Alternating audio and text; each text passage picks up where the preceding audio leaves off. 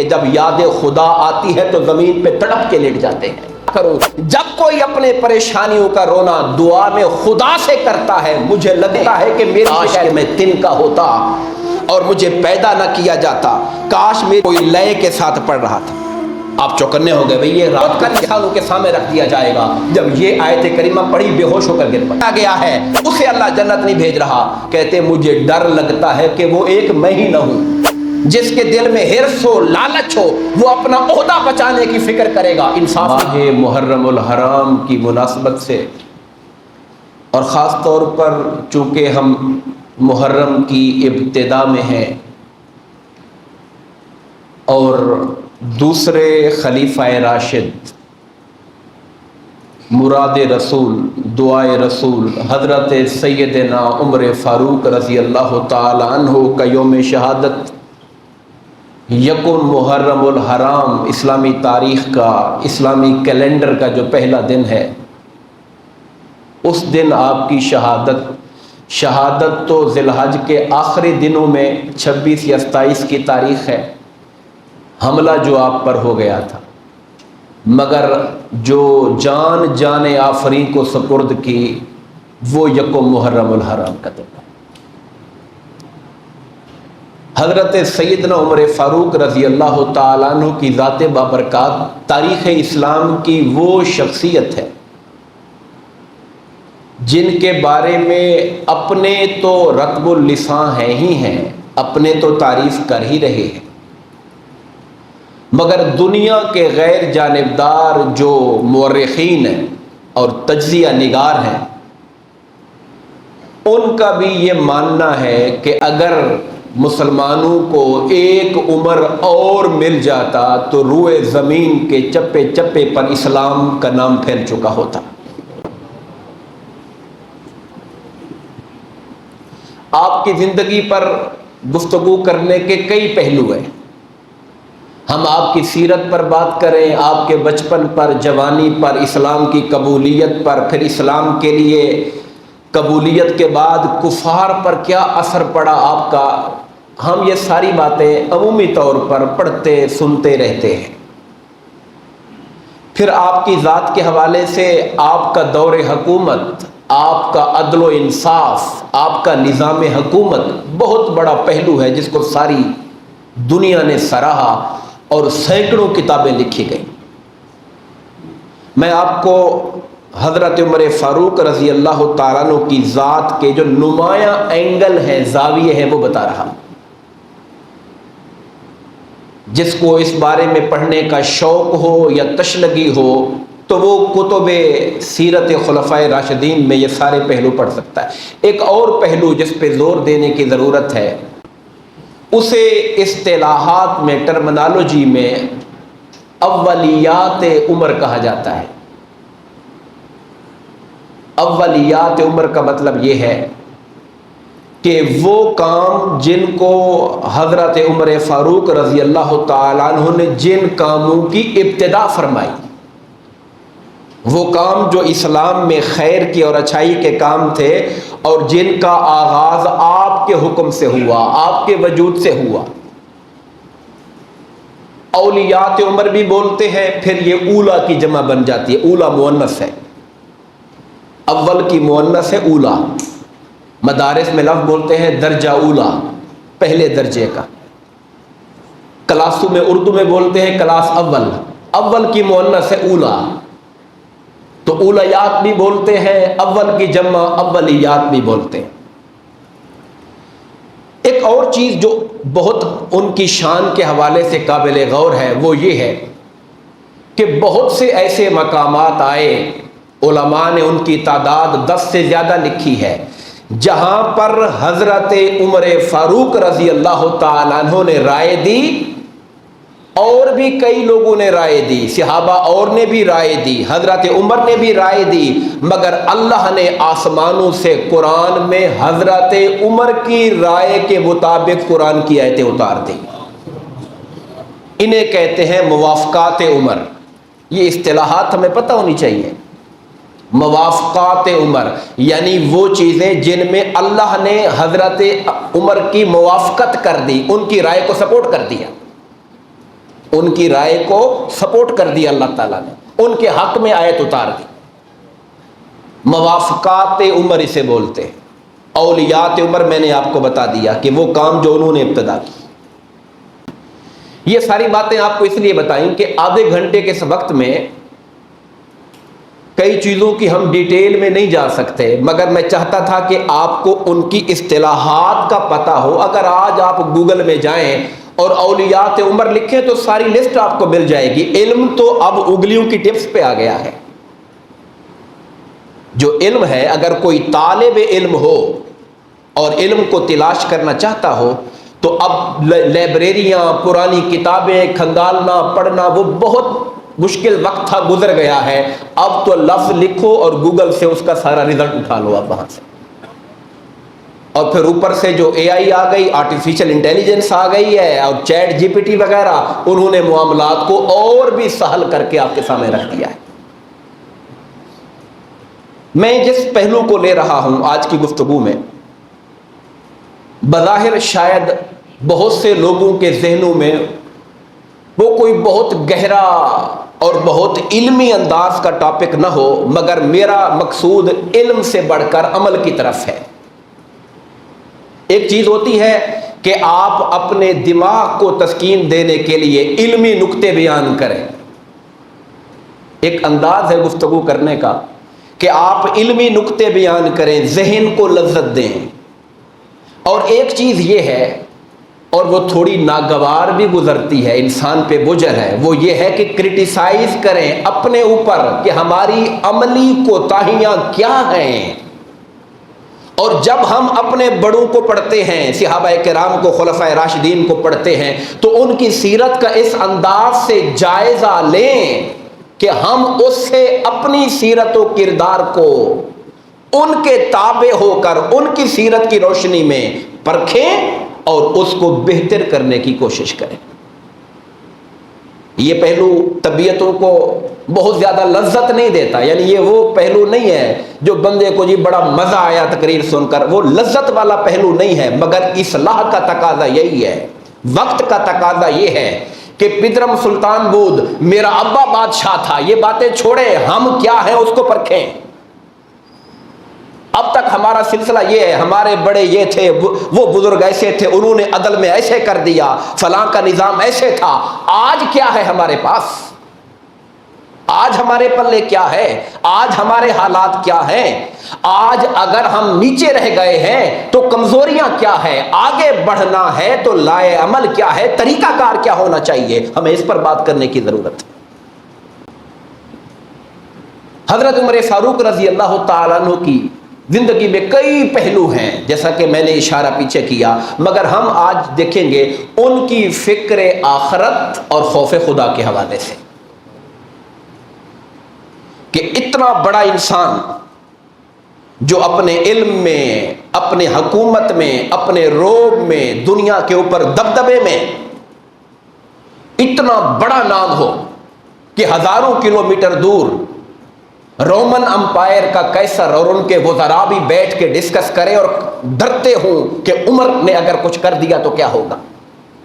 Iranian umpire وہ بھی اپنے اندر بیٹھ کے مشورے کرتے ہوں، یعنی جو اس دور کی سپر پاور ہیں، ان میں جو شخص ڈسکس ہوتا ہے، ان کی پالیسیوں کو جو لوگ بیٹھ کر تجزیہ کرتے ہیں کہ ان کا کیا کرنا ہے، ان کا توڑ کیسے کرنا ہے، وہ بندہ اپنی ذات میں جب اللہ کے ساتھ کھڑا ہوتا ہے اور خدا کی طرف متوجہ ہوتا ہے تو اس کے خوف خدا کا عالم کیا ہے، اس کی فکر آخرت کا عالم کیا ہے۔ اس کو اس کنٹراسٹ میں اور اس تناظر میں دیکھنا اس لیے ضروری ہے کہ جب بندے کے پاس عہدہ آ جاتا ہے، منصب آ جاتا ہے، تو عمومی معاشرے کا چلن یہ بتاتا ہے کہ لوگ متکبر ہو جاتے ہیں۔ چلن معاشرے کا یہ بتاتا ہے، تاریخ یہ بتاتی ہے کہ جن کے پاس الٹیمیٹ پاور آ گئی وہ الٹیمیٹ کرپٹ ہو گئے، یعنی زیادہ پاور زیادہ کرپٹ کرتی ہے۔ یہ آج جو تاریخ آپ کے سامنے ہے اس میں یہ بات طے شدہ ہے، لوگوں نے اس کو اصول بنا کے لکھ دیا ہے کہ جتنی زیادہ طاقت ہوگی اتنا کرپشن ہوگی۔ مگر یہ سارا اصول ٹوٹ جاتا ہے سیرت عمر فاروق رضی اللہ تعالیٰ عنہ میں کہ طاقت اتنی کہ دنیا کی سپر پاور لرزہ پر اندام ہے، مگر خوف خدا اتنا کہ جب یاد خدا آتی ہے تو زمین پہ تڑپ کے لیٹ جاتے ہیں۔ یہ جو پہلو ہے یہ ہمیں بتاتا ہے کہ ایک مسلمان حکمران کو کیسا ہونا چاہیے۔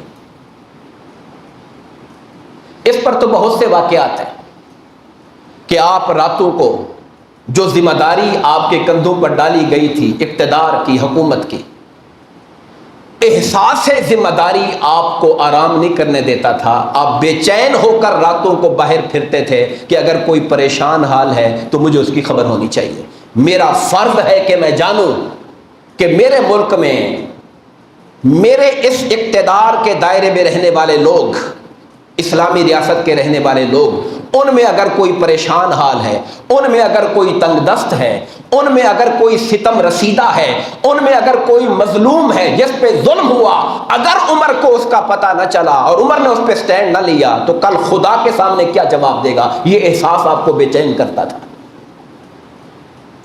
آپ کے احساس کا عالم آپ اس سے سنیے، یہ جملہ ذرا سنیے گا۔ آپ فرماتے ہیں جب کوئی اللہ سے اپنے دکھوں کا گلہ کرتا ہے نا، یا اللہ میرے حالات اتنے پریشان کن ہیں، وہ کہتے ہیں مجھے لگتا ہے کہ اللہ سے میرا گلہ کر رہا ہے، کہ بطور حکمران ذمہ داری تو میری ہے نا، کہ میں لوگوں کے لیے روزگار کا انتظام کروں، میں لوگوں کے لیے وسائل کا انتظام کروں۔ جب میں حکمران بن گیا پوری امت کا تو اب میری ذمہ داری ہے کہ ان کے بوجھ، ان کی تکلیفیں، پریشانیوں کے لیے میں کردار ادا کروں۔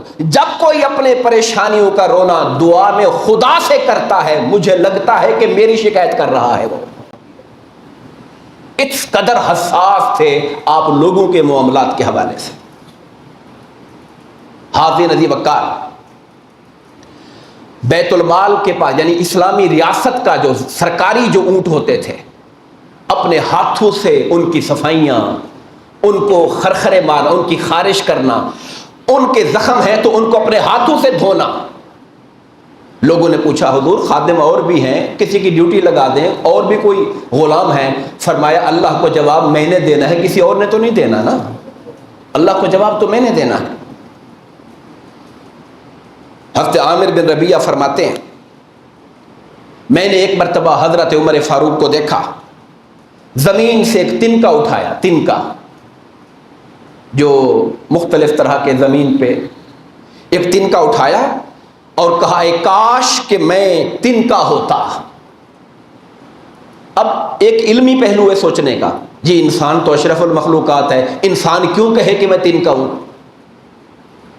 یہ تو ایک اور پہلو ہے، مگر ایک پہلو ہے اللہ کے سامنے احساس جواب دہی کا، کہ چونکہ انسان بنایا گیا ہوں، جانور جواب دہ نہیں ہے، میں جواب دہ ہوں اللہ کے سامنے۔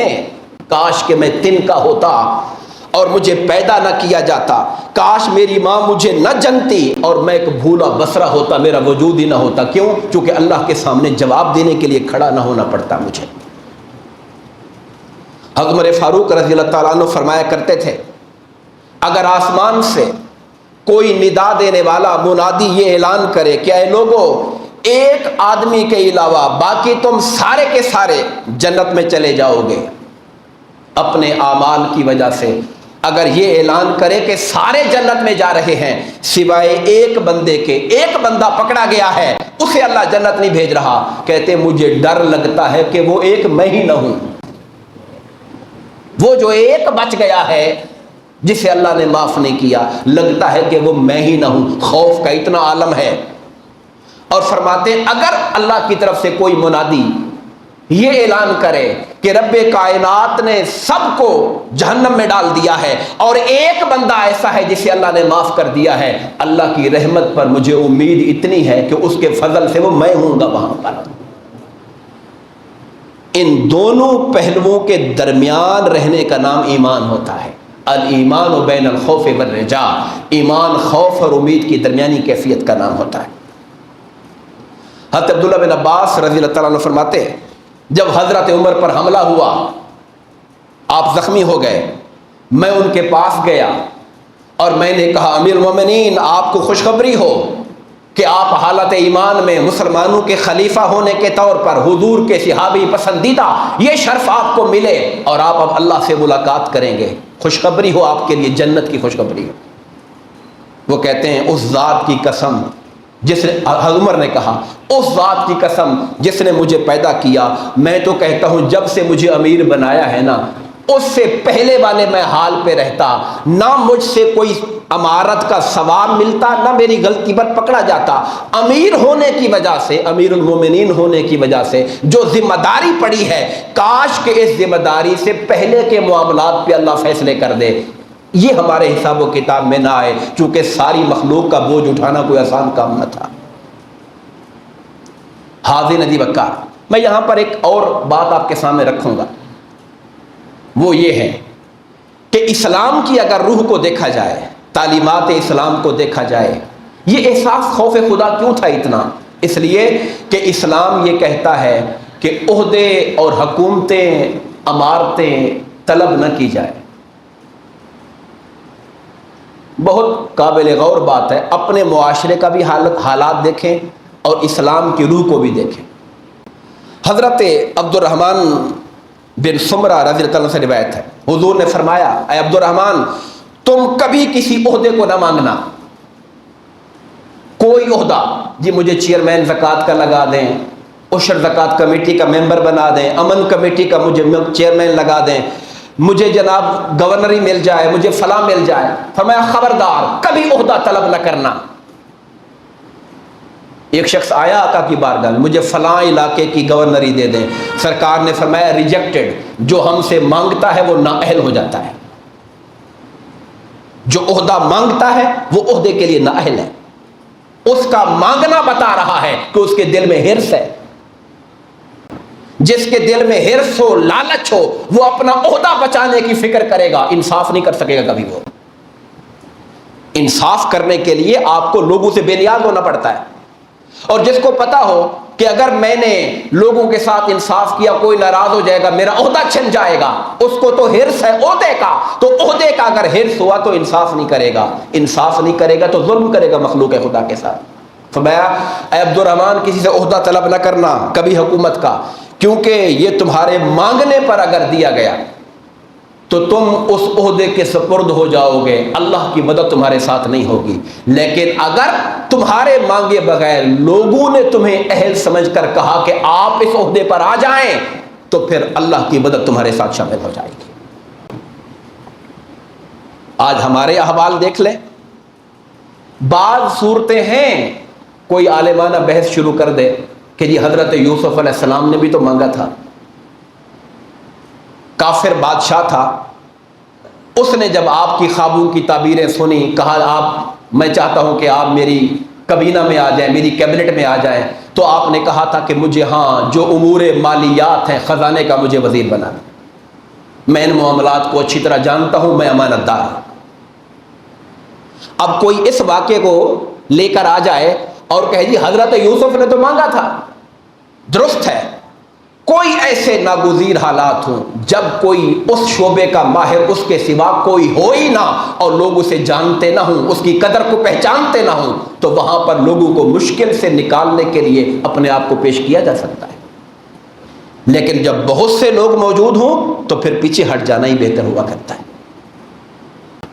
حاضرین عزیز وقار، حضرت عمر فاروق رضی اللہ تعالی عنہ کا سوچنے کا انداز کیا تھا، چیزوں کو کیسے دیکھتے تھے، آپ کی پسند کیا تھی، ترجیحات کیا تھی؟ آپ نے ایک واقعہ بچپن میں ہم نے کتابوں میں پڑھا تھا، اسکول کی کتابوں میں، کہ آپ گشت کر رہے ہیں، گلیاں گھوم رہے ہیں، ایک گھر سے آواز آتی ہے، ماں کہتی ہے بیٹی سے کہ بیٹی دودھ میں تھوڑا پانی ملا، بیچنا ہوگا، دودھ تھوڑا دیا ہوگا جانور نے، کسی کو پورا کر کے دینا ہوگا، کل چلو تھوڑا پانی ملا دو۔ تو بیٹی ماں سے کہتی ہے امی جان آپ کو نہیں پتا امیر المومنین نے پانی ملانے سے منع کیا ہوا ہے؟ تو اس نے جواب دیا بیٹی امیر المومنین کون سا اب دیکھ رہا ہے؟ تو اس لڑکی کا اس بیٹی کا جواب یہ تھا کہ ماں امیر المومنین بھلے نہیں دیکھ رہا، امیر المومنین کا خدا تو دیکھ رہا ہے نا۔ آپ نے رات کے وقت اس گھر کو نشان لگا دیا تاکہ میں کل دن میں آؤں گا یہاں ملنے۔ آپ کا بیٹا عاصم تھا، ایک تو بیٹے عبداللہ ہیں، عاصم تھا، آپ حضرت عاصم کا نکاح اور رشتہ کرنے کے لیے اس بچی کا ہاتھ مانگنے کے لیے گھر پہنچ گئے۔ کہا جس بچی کے دل میں اتنا خوف خدا ہے وہ میری بہو بننے کے لائق ہے۔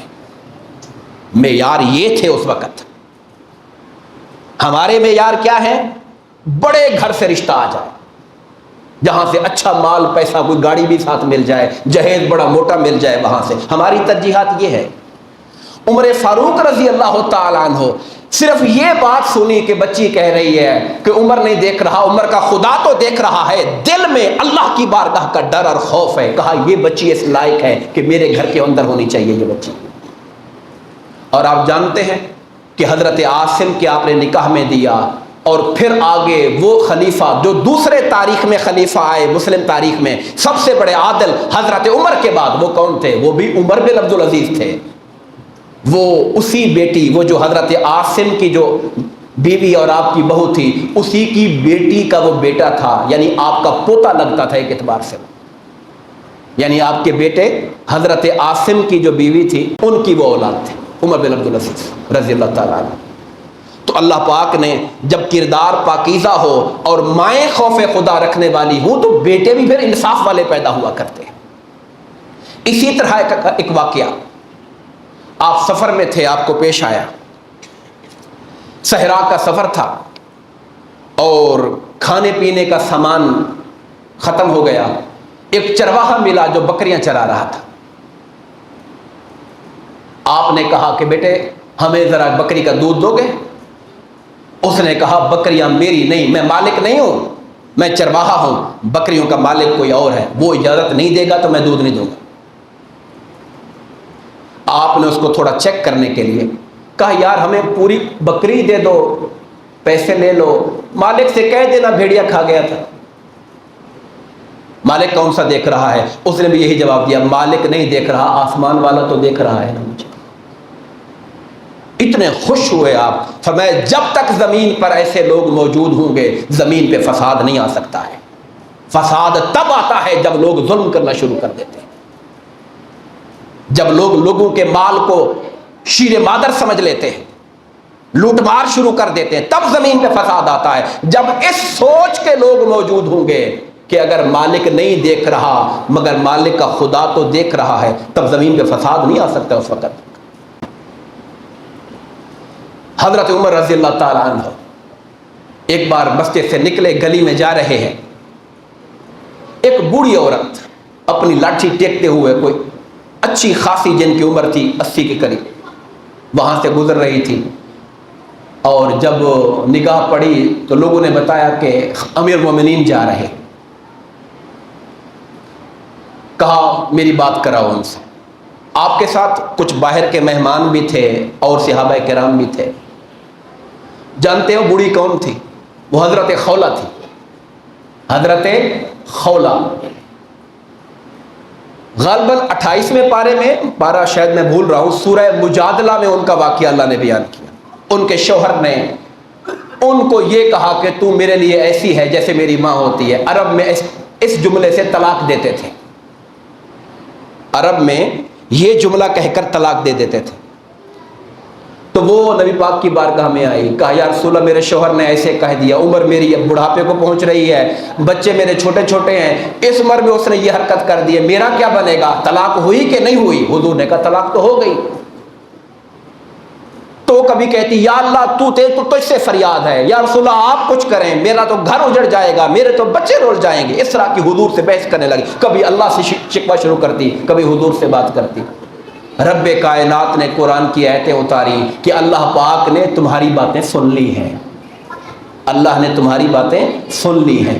پھر اللہ پاک نے طریقہ بتا دیا کہ اگر کوئی اس طریقے سے جملے بول دے تو اسے چاہیے کہ کفارہ دے، 60 روزے رکھے، غلام آزاد کرے، کھانا کی جو روزے والا کفارہ ہے، تو پھر طلاق ختم ہو جائے گی۔ یہ آیتیں اس خاتون کے لیے اللہ پاک نے اتاری تھی۔ اب حضرت عمر کا زمانہ ہے، خاتون بوڑھی ہو چکی ہے، عمر کے پاس گئی اور کہنے لگی عمر جانتے ہو تم جب تم چھوٹے بچے تھے तुम्हें उमैर कहते थे। जैसे हम छोटे बच्चों को मुनिम नाम हो तो हम मुन्ना कहते हैं, प्यार से उसके नाम को थोड़ा सा चेंज कर देते हैं। कहा जब तुम, नाम तो उमर था, कहा तुम बकरियां चराते थे, तुम्हें उमैर कहते थे, फिर लोग तुम्हें उमर कहने लग गए, अब तुम अमीरुल मोमिनीन बने हुए हो, अल्लाह का खौफ किया करो। जैसे बूढ़ी माइयां उमर फारूक सर नीचे करके खड़े होकर सुने जा रहे हैं, वो कहती रही। फिर किसी बंदे ने कहा माई बस करो, अब अमीरुल मोमिनीन रास्ते में खड़ा हुआ है, लोग इनके साथ हैं, मेहमान भी हैं, अब बस करें। आपने कहा खबरदार मत रोको इस माई को। क्यों ना रोकें? जवाब क्या दिया? कहा जिस माई की बातें खुदा आसमान से बैठ के सुनता है, उमर की क्या मजाल है कि उस औरत की बात को ना सुने। ये सारी रात भी खड़ा किए रखे, मैं सर नीचे करके सुनता रहूंगा इसकी बातें। ये एहसास था लोगों के साथ ताल्लुक का कि खुदा के साथ, खुदा की निस्बत से उनका रिश्ता और नाता ये है। हाज़िर नदी वक्कार, बहुत सी बातें हैं मगर वक्त की वजह से मैं समेट रहा हूं। कुरान मजीद को जब पढ़ते और क़यामत के दिन की बात आती, आखिरत का जिक्र आता, एक रिवायत के अंदर आता है जब ये आयतें पढ़ी गई कुरान मजीद की, औज़ु बिल्लाहि मिनश शैतानिर रजीम, इज़ा शम्सु कुव्विरत, जब सूरज को लपेट दिया जाएगा, जब सितारे झड़ जाएंगे, जब पहाड़ों को चला दिया जाएगा, जब 10 माह की गाबन ऊँटनियाँ खुली छोड़ दी जाएंगी, और आगे जाकर अल्लाह पाक ने फरमाया वइज़ा सुहुफ़ु नुशिरत, और जब आमाल नामों को खोल कर इंसानों के सामने रख दिया जाएगा। जब ये आयत करीमा पढ़ी, बेहोश होकर गिर पड़े, बेहोश होकर गिर पड़े, कई दिन तक बीमार रहे घर के अंदर। और ये खौफ खुदा का आलम था कि जब ये एहसास हुआ कि अमाल नामे खोले जाएंगे, ये एहसास ने आपको इस हद तक आजुर्दा और परेशान और गमज़दा किया कि होश से जाते रहे। ये वो लोग हैं कि जिनके बारे में कह सकते हैं कि दामन नचोड़ दें तो फरिश्ते वुज़ू करें, ये वो लोग हैं। मगर उनके खौफ खुदा का याद। आखिरी बात, इस पे गुफ्तगू ख़त्म करेंगे। आप एक बार रात को उसी तरह गलियों में गश्त कर रहे हैं, घूम रहे हैं, एक घर के पास से गुजरे तो किसी खातून के सुर के साथ कुछ पढ़ने की आवाज़ आई, कोई लय के साथ पढ़ रहा था। आप चौकन्ने हो गए, भाई ये रात को क्या माई पढ़ रही है? तो आपने जब गौर से कान लगाए तो आवाज़ आ रही थी, अला मुहम्मदिन सलातुल अबरार सल्ला अलैहि तय्यबून अल अखयार कद कुन्त कव्वामन बक्काअन लिल असहार या लैत शारी वल मनाया हल तजमौनी व हबीबे यद्दार। वो माई कहती है, बारी ताला दरूद व सलाम हूँ मेरे मुस्तफ़ा पर, जिन पे मलाइका दरूद पढ़ते हैं, जिस पे उम्मत के औलिया सुलहा सारी कायनात दरूद पढ़ती है। बारी ताला मौत का तो सबब मुकर्रर है, कोई ना कोई दिन आएगा, लेकिन क्या ये होगा कि तू क़यामत के दिन मुझे और मेरे महबूब मुस्तफ़ा को इकट्ठा फरमा देना? ये माई अपने अकेले तर्ज में बैठी रात को ये पढ़ रही है बस। अब हालांकि अब अगर अकल से देखा जाए, आपने सुन लिया कि परेशानी कोई नहीं है, सरकार की मोहब्बत में बैठी पढ़ रही है, तो आप चले जाते। रात का वक्त है, खातून है घर के अंदर, मगर आपका वो जो जज्बा मोहब्बत रसूल था उसने आपको बेताब कर दिया। कुंडी खटखटाई, दरवाजा नॉक किया, खातून ने पूछा कौन? कहा मैं उमर हूं। कहा उमर को इस वक्त मुझसे क्या काम है? आपने कहा माई मेहरबानी करो दरवाजा खोलो। उस माई ने दरवाजा खोला, कहा जो आप पढ़ रही थी ना, मुझे एक बार फिर पढ़ के सुनाओ। था उस खातून ने फिर पढ़ के सुनाया। जब उसने ये कहा कि बारी ताला काश ऐसा हो जाए जब क़यामत का दिन आए तो मुझे और मेरे महबूब को इकट्ठा करना। कहा माई यूं ना कहे कि मुझे और उमर को और मेरे मुस्तफ़ा को इकट्ठा कर देना, हम सबको मिला देना वहां के ऊपर।